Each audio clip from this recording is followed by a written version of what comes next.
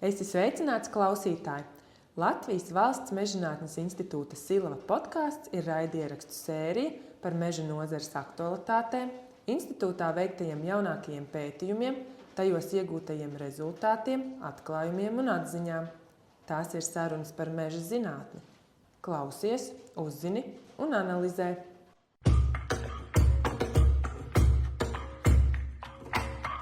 Sveiki, klausītāji!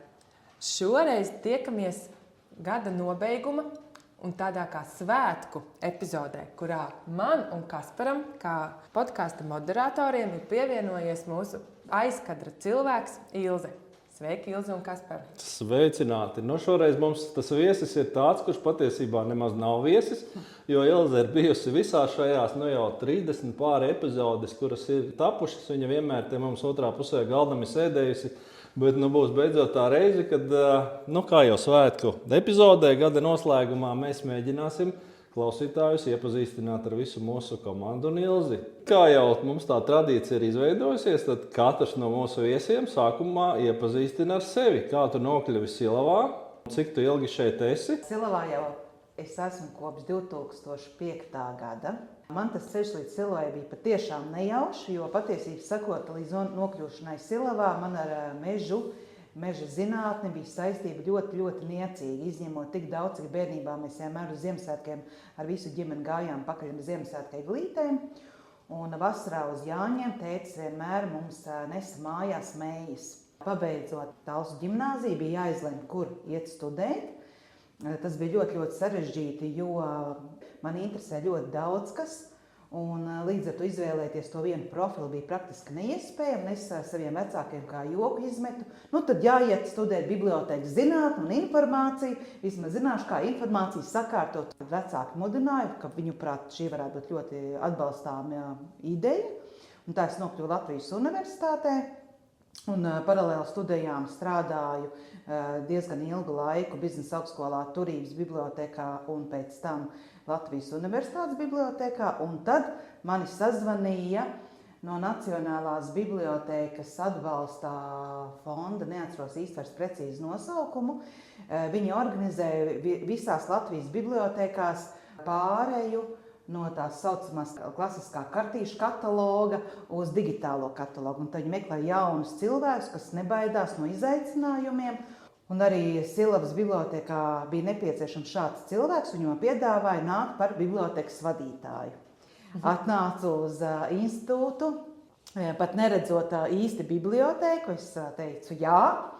Un man pirmā diena nokļūstot šeit bija, protams, pārsteiguma pilna, jo viņi absolūti nelīdzinājās tām bibliotēkām, kurās bija iepriekš strādājusi.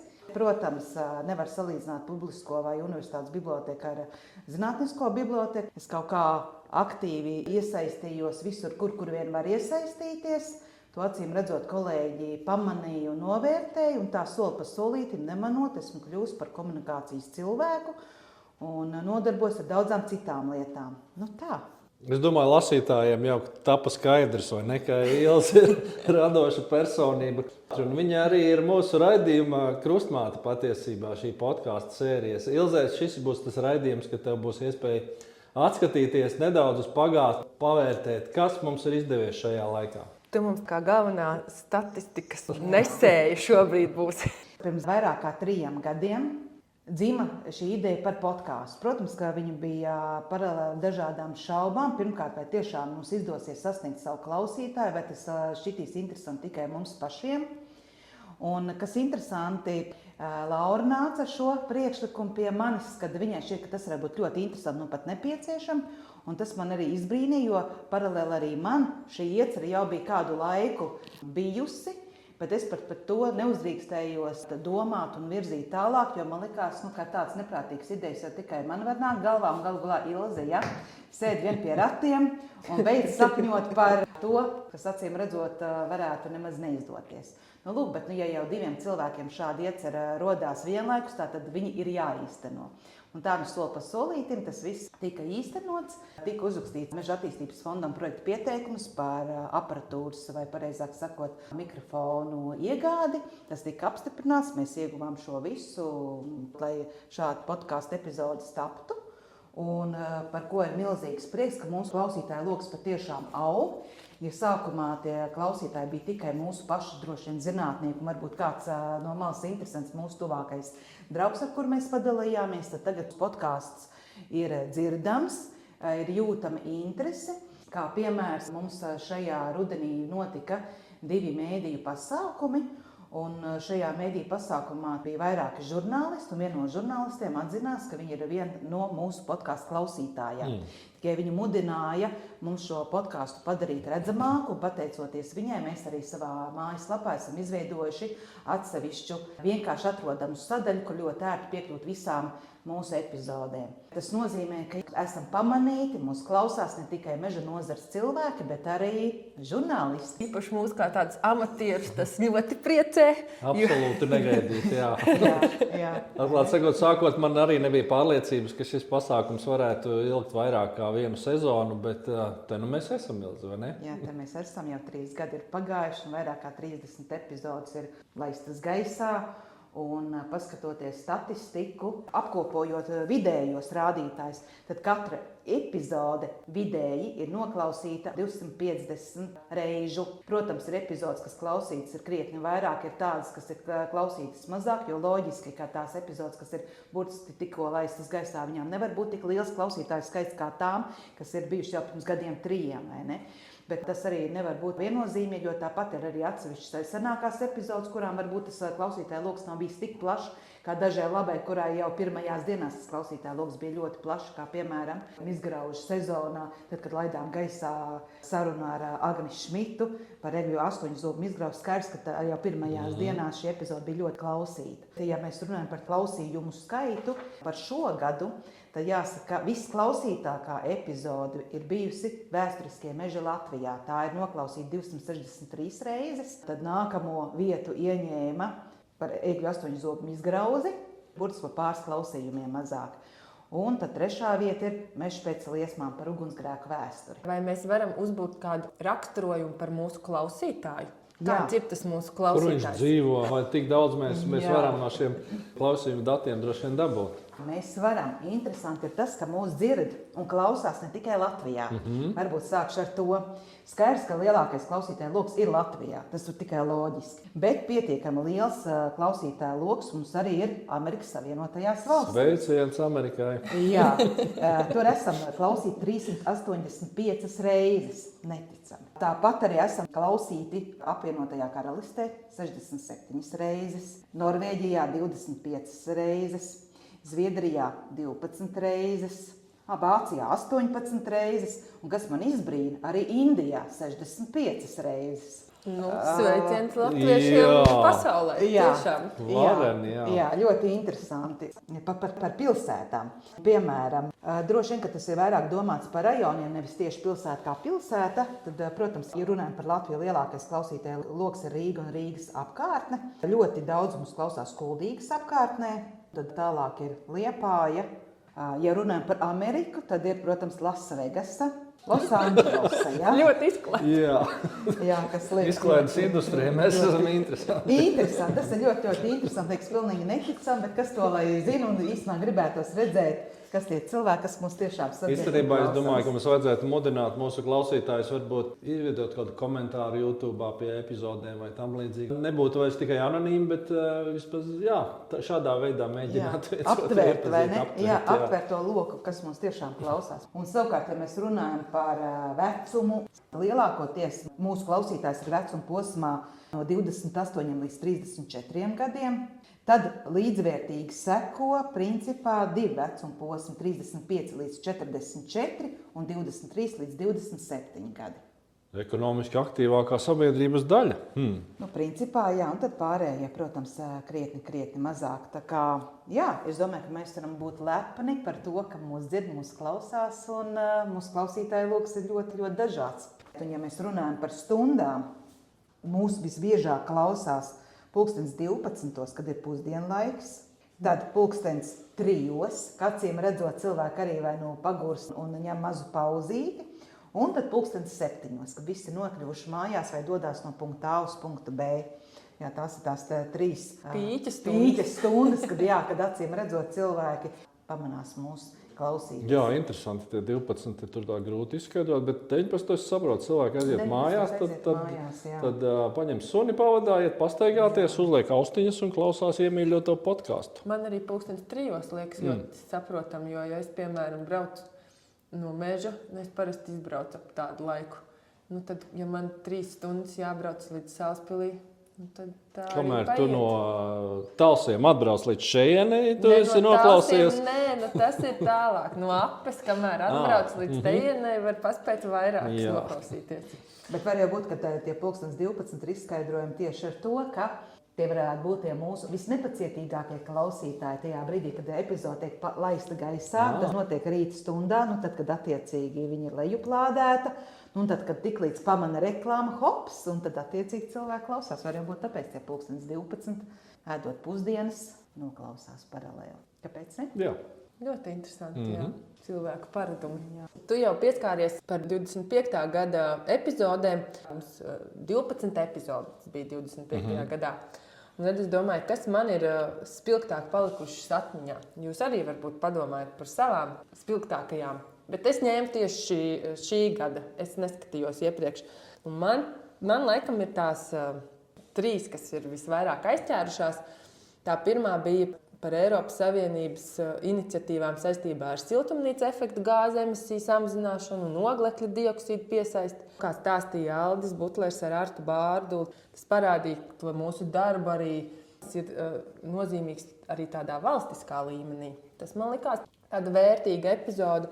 Un tad jau arī Ilze minēja par Agnes Šmitu un par egļu 8-zobu izgrauzi un to aktuālo situāciju. Un redz, tad to klausījumu skaits jau arī pasaka, ka jā, tas sabiedrībai šis interesē. Un tas arī sasaucas ar to, ka Agnes šajā gadā arī saņēma zelta čiekuru par sabiedrības izglītošanu saistībā ar egļu 8-zobu izgrauzi. Tā kā sveiciens mūsu kolēģim, varam būt lepni.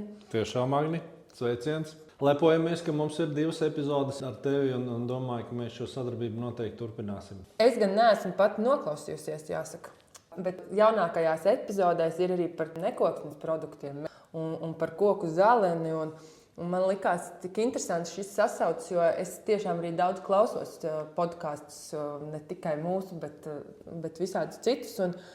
Un nesen klausījos Jufro, kas arī ir ar mežu saistīts podkāsts, un viņi tieši runāja par pētnieku grupām, ko viņi tur pēta, kas ir tie globālie virzieni.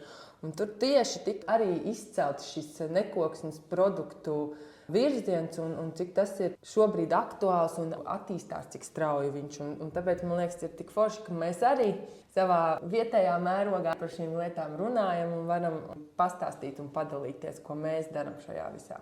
Jā, protams, ir diezgan grūti no tā 12 atlasīt vai kaut ko izcelt, jo patiesībā visi mūsu kolēģi, gan pieredzējušie, gan jaunāki, viņi ir ļoti interesanti sarunu biedri. Varbūt, protams, kā mēs visi, mēs jau neesam profesionāli mācīti strādāt ar sabiedrību, un varbūt tās podkāstu epizodes galu galā nemaz nav tik interesantas kā tās sarunas, kuras notiek pēc tam, kad viņi ir patiesībā atvērušies. Bet jebkurā gadījumā arī man bija liels prieks runāt ar Juri un Mārtiņu par šo meža vēsturi. Arī tā tēma man ļoti interesē, un man ir liels prieks, ka mums izdevās tādu tematu, kas nav tik aktuāls, kas varbūt tik tālu neizskan, jo, kā jau teici, Agnes mums gandrīz katru mēnesi ir redzams kādos raidījumos, bet mums ir ļoti, ļoti interesanti pētījumi, kurus mēs varam šādā veidā pacelt saulītē. Man liels prieks, Ilze, ka tu saki, ka šī epizode arī citiem klausītājiem ir patikusi. Jā, tieši tā, es piekrītu. Man patiesībā sakot arī caur šīm epizodēm, man liekas, mēs paši ļoti daudz gūstam, jo ikdienā jau strādājot plecu pie pleca, mēs zinām, ka mūsu kolēģi strādā tādā vai citādā virzienā, bet tad, kad mēs viņu dabūjam uz sarunu, atverās pilnīgi cits priekšstats par to, kāda ir tā cilvēka ikdiena. Es ārkārtīgi patika saruna ar Māru, kad viņi stāstīja par savu disertāciju, ugunsgrēku vēsturi un priedzi spēku atjaunoties. Tieši tas, kā ar dažādām pētniecības metodēm var rekonstruēt vēsturi. Man liekas, tas mūsu pētījuma lauks ir tik ļoti dažāds, un caur šīm epizodēm, kad mēs paši gūstam plašāku priekšstatu, cik plaši strādā mūsu kolēģi, gan arī, protams, mūsu klausītāji. Vispār jau jāsaka, ka mums ir ļoti drosmīgi kolēģi, ka viņi nāk vispār ar mums runāt. Mums pašiem bija jābūt drosmīgiem, lai sāktu runāt. Absolūti. Jā, liels paldies kolēģi, kuri ir piekrituši. Mēs nebeigsim uzrunāt tos kolēģis, kuri vēl nav piekrituši. Un mēs ceram viņus šeit sagaidīt. Bet vēl viena epizode es noteikti gribu izcelt, jo pametīsim tādu ēsmu arī uz nākošo gadu. Šajā gadā ir ierunāta, bet vēl nav publicēta mūsu ļoti laba un interesanta epizode ar Lauru. Klausītāji seko līdz jaunumiem. Nākošā gada sākumā kaut kur noteikti šī epizode parādīsies, un tur būs daudz pārsteigumu. Man liekas, arī šajās sarunās ar kolēģiem arī rodas vēl jaunas idejas. Tieši tā. Ko vajadzētu vairāk aktualizēt un pie kā piestrādāt. Un tāpat, man liekas, viņa bija 25. gada pirmā epizode ar Māru Laiviņu. Neatceros, bet viena no, man liekas, gada sākuma epizodēm. Un tad es sapratu, cik vērtīgi būtu vairāk tikties ar kolēģiem, kas atceras, kas var pastāstīt, kā bija tas darbs kādreiz, cik daudz jau tad tika izdarīts. Ļoti, ļoti, man liekas, vērtīgs, ja mēs varētu vēl šo virzienu attīstīt un vēl parunāties ar cilvēkiem, kas atcerās varbūt tos meža zinātnes pamatlicējus Latvijā, kas ir strādājuši ar viņiem kopā un tās atziņas. Citādāk tas nogūstas tādos grāmatu plauktos. Jā, diemžēl Ilze jau zinās, ka tās grāmatas tik ļoti vairs nelasa, un studenti paliek gadu ar vien mazāk, kas viņu apciemo. Bet katrā ziņā līdz šim brīdim mums vēl nav bijusi tāda situācija, ka liktos, ka jau mēs visu esam izrunājuši. Un es domāju, arī piemēram šis zinātnieku nakts pasākums, kas mums bija Silavā, tas ieskicēja mūsu daudzus kolēģus no tādām pusēm, kad mēs patiesībā tas bija liels atklājums, cik mums ir tiešām radoši un interesanti kolēģi. Jā, zinātnieku nakts ir vēl viens pasākums, caur kuru mēs cenšamies uzrunāt sabiedrību, dažādos veidos parādot to, ko pētām, kā pētām, kādi ir tie rezultāti. Un tieši tāpēc, cik zinātnieku nakts ir pasākums, kurā ierodās gan pieaugušie, gan bērni. Līdz ar to zinātnieks ir spiests izdomāt veidus, kā informāciju nodot visdažādākajai auditorijai un vienlaicīgi. Jo, ja ģimene, protams, atnāk ar mazulīšiem, ar maziem, bērndārza bērniņiem, un tajā pašā laikā blakus stāv arī kāds pusaudzis, un tas skatā arī pieaugušais, tad, protams, tā informācija jābūt vienlīdz interesantai, tveramai, lai arī interesanti tik vienam. Un jā, tad zinātnieku nakts pasākumā, manuprāt, arī mums tādi kā svētki, kur mēs rādām ļoti interesantos veidos, caur izziņas procesu, kur cilvēks pats ir spiests piedalīties, minot mīklas, piemēram, izzināt šo te procesu. Un patiesībā mums šajā laukā jādarbojās nenogurstoši, nerunājot tikai par zinātni, runājot par sabiedrības kā tādas iesaisti meža nozares procesu izzināšanā. Tas var notikt tikai šādā veidā praktiski, tikai meklējot šo cilvēku, uzrunājot vienalga kādai grupai, jo tā izpratne jāveido, ka pareizi teicu, sākot no bērnu dārza, beidzot ar senioriem, kuriem ir daudz brīvā laika lasīt un būt sociālajos tīklos un izteikt savu viedokli. Ar visiem šiem cilvēkiem jārunā, jāskaidro, kāda ir mūsu nozare, ko mēs darām un kāpēc mēs to darām, lai neveidojās šis varbūt pārspīlēti negatīvais viedoklis, kas daudz kur diemžēl izskan. Varu padalīties. Šajā gadā tāds ļoti jauks notikums bija tieši saistībā ar zinātnieku nakti. Pasākums vēl gluži nebija sācies, bet uz pasākumu jau ieradās pirmie apmeklētāji. Un tās bija divas kundzes, kas bija mērojušas ar kājām ceļu no dārziņiem. Pietiekami garš ceļa posms bija jāveic, tie ir noteikti vairāki kilometri, un kundze bija krietni gados. Un abas aizalsušās un salījušas, bet tik priecīgas, un taču notiks pasākums un zinātnieku nakts, un programma tik interesanti, un taču nevar nebūt. Jābūt klātesošām, visur jāpiedalās, viss ir jāredz. Un zinot, ka pasākums, protams, iet līdz vēlai vakara stundai, es kundzēm jautāju, bet kā jūs tiksiet mājās? Jūs taču apzināties, ka pēc tam šis ceļš būs jāmēro atpakaļ. Nekas, mēs to izdarīsim. Par cik bija paši pirmie apmeklētāji, tas bija tāds brīnišķīgs mirklis apziņai, ka mēs darām visu pareizi, ka mēs nenogurstoši katru gadu aicinām pie sevis cilvēkus, jo cilvēkiem ir interesanti un arī paskatoties bieži vien tās pašas ģimenītes, kas ir nākušas visus gadus iepriekš, arī šogad, protams, bija viņiem tāda kā tradīcija noteikti nākt un kas ir pozitīvi, ka viņi ir pamanījuši, ka katru gadu mūsu programma pilnīgi citādāk. Mēs katru gadu runājam par citiem pētījumiem, un ja pat kāds no pētījumiem atkārtojas, tad tomēr mēs parādām šos rezultātus pilnīgi no cita rakursa. Par cik šis ir gada noslēgumā pasākums. Zināmā mērā mēs varam atskatīties arī uz to, kā mūsu institūtam ir veicies iepriekšējā gadā, nerunājot varbūt ne tik daudz par iegūtiem projektiem, bet par to atzinību un novērtējumu, ko mūsu institūts ir ieguvis. Un, Ilze, man liekas, mums ir ar ko palepoties. Decembra sākumā notika LIFE pētījuma programmas balvu pasniegšanas ceremonija, un mūsu institūts saņēma apbalvojumus vairākās nominācijās. Noteikti jāmin tas, ka mēs kā institūts saņēmām apbalvojumu kā aktīvākais LIFE pētījumu ieviesējs publiskajā sektorā. Otru apbalvojumu mēs saņēmām par pētījumu LIFE Org Balt, kā nozīmīgākais LIFE ieguldījums klimata pārmaiņu risināšanā. Un arī par cik esam kā sadarbības partneris pētījumā Good Butter IP apbalvojumu nominācijā valstiski nozīmīgākais LIFE pētījums. Tā kā varam lepoties ar sevi un saviem kolēģiem par izdarīto darbu. Tātad esam arī šajā ziņā pamanīti. Absolūti, jo šis novērtējums jau iziet ārpus mūsu nozares, un tas jau ir vismaz valsts līmeņa atzinība un sveiciens kolēģiem. Un mēs noteikti ar jums veidosim epizodes. Jūs būsiet mūsu viesi nākošajos raidījumos, ar to jums ir jārēķinās. Silava patiesībā jau ilgstoši ir piedalījusies dažādos šajos sabiedrības izglītošanas pasākumos. Un ne jau velti mūs klausās Kuldīgā, sveiciens Sigitai un Meža ABC komandai, kuri mūs vienmēr laipni ir uzņēmuši, un mēs katru reizi esam piedalījušies, bet ir arī virkne citu pasākumu ar mūsu nozares uzņēmumiem. Gan Latvijas Salas meža tērvetē, gan Latvijas finieris Sarkaņkalnā, gan Zilie kalni, gan ko tik es vēl neesmu piemirsis, droši vien daudz pasākumu, kur mūsu sabiedriski aktīvie kolēģi, kuri nekad neatsaka, piedalās. Kas par tevi tas nākamais gads iezīmējas? Kādi varbūt ir tie galvenie virzieni? Jā, virziens jau droši vien galvenais virziens paliek nemainīgs. Darboties un rakstīt jaunus pieteikumus un meklēt jaunas idejas.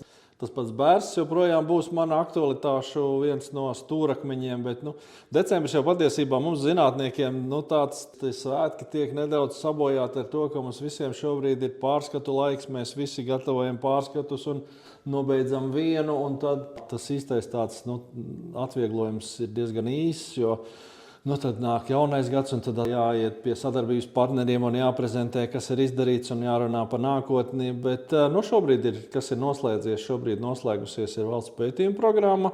Ir iezīmēta jau jaunā, kas tiks attīstīta un cerams, ka neaizkavēsies, un tad jaunā programma tiks palaista nākošajā gadā. Ir ieskicētas kaut kādas nākotnes sadarbība arī šobrīd ar mūsu galvenajiem projektu partneriem, tātad Latvijas Salas mežiem, Latvijas finieri. Patiesībā viss turpinās tā, kam tā vajadzētu būt.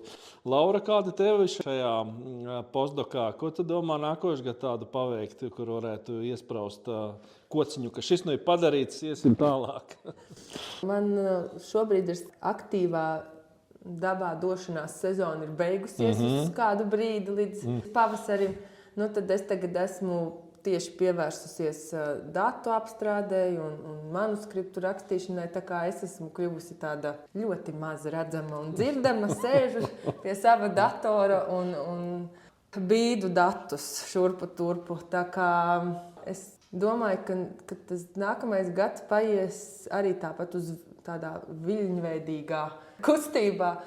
Sāksies atkal tā aktīvā mežā braukšanas sezona, datu vākšana, tad atkal būšu vairāk pa mežu un būs iespēja arī braucot mājās uzlikt kādu podcastu epizodu, noklausīties, ko neesmu vēl paspējusi, bet tagad ir tā diezgan aktīvi. Man redz, tas pēcdoktorantūras pētījums tādā ziņā ir nedaudz savādāks. Man nav tas gada noslēgums, kā citiem kolēģiem, tas decembris, tas spraigais. Tādā ziņā varbūt man ir nedaudz atšķirīgi, bet noteikti tāpat arī tur tie mani, kā tu teici, kociņi, kas ir sasniegti. Ja? Tas plāns man ir, un es pie tā ļoti cenšos pieturēties, lai nebūtu pēc tam pētījuma beigās jādomā, kā tagad to visu izdarīt. Tāpēc es ļoti cenšos iet tiešām tam savam sastādītiem plānam līdzi un maksimāli arī izdarīt.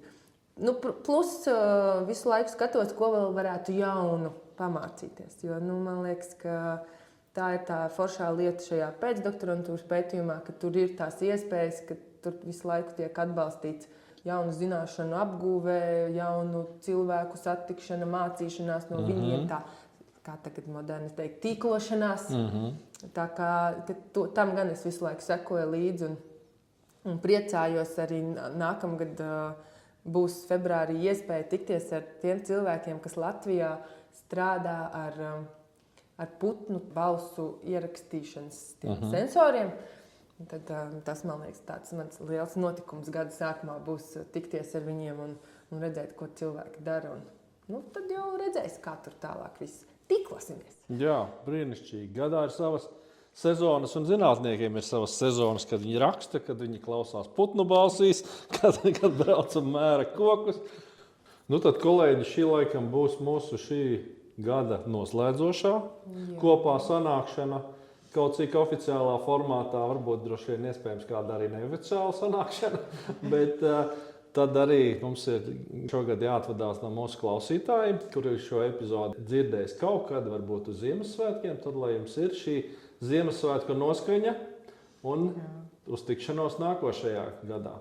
Klausieties mūs arī turpmāk, un mēs centīsimies nākt kopā atkal un atkal ar daudzām interesantām tēmām. Un paldies, Ilze, par drosmīgu piedalīšanos ar mums kopā šai pusē. Un šī noteikti nebūs pēdējā reize, Ilze, kad mēs ar tevi tiksimies epizodē.